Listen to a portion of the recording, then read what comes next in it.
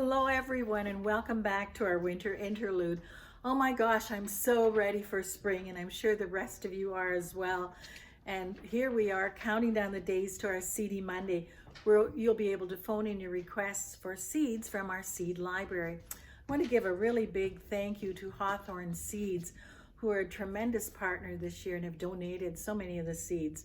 Jade is going to fill you in on a few more details about our Seedy Monday. Yes, Rose, and we also want to give a special shout out to one of our patrons, Brenda, who has single-handedly packed all of these individual packages of seeds for us.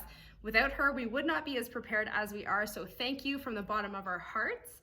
As Rose said, we're doing our Seedy Monday event next Monday, March 8th, and on that day, between the hours of 9 a.m. and 3 p.m., you'll be able to phone the library and say, "Hi guys, I'm looking for things like carrots, a slicing tomato, and some field greens." We'll do our best to fill your request out of the seeds we have. We'll then phone you back and schedule a curbside pickup appointment for later in the week. Just to be extra clear, we're not doing pickups on Monday. So Rose, now that we've got all that business out of the way, tell me what you're excited about and what you've read this week. Well, I didn't get a lot of books read this weekend. It seems there were so many other things getting in the way. But I did spend Sunday night going through this Mob cookbook, and I've tried one of the things. But what I like, first of all, the illustrations are good, and Mob is not Mob. It's a terrific book. It's mostly vegetarian, but you can adapt as you like. But the first recipe that I liked were these recipes for pancakes. So you've got your basic batter, but you've got Asian sweet potato pancakes, leek and smoked bacon pancakes, ham, guacamole, and chives. That really all appeals to me. The other thing that I've made before, but this goes through step-by-step instructions, are these Vietnamese spring rolls with a peanut dipping sauce. And I've always liked those. I usually like them with shrimp and very good. And I've been experimenting with some lasagna recipes lately.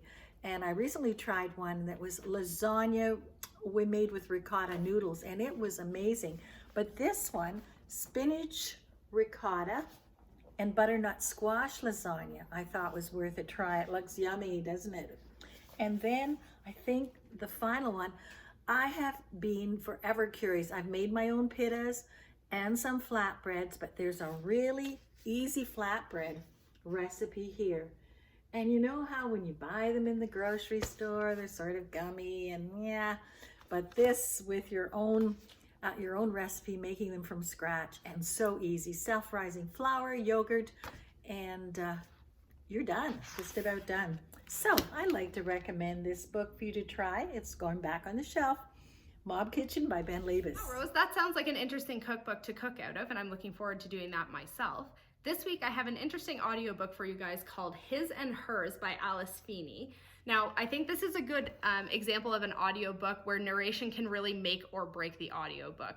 I started listening to this audiobook. It's told from three perspectives, his being Detective Jack Harper, hers being Anna Andrews, who is a moderately successful TV anchor, and then the killer's perspective as well. What's a little jarring for me when I started listening, the killer sounds like Darth Vader, and I wasn't sure if I really wanted to continue, but I'm glad I did because the story is great.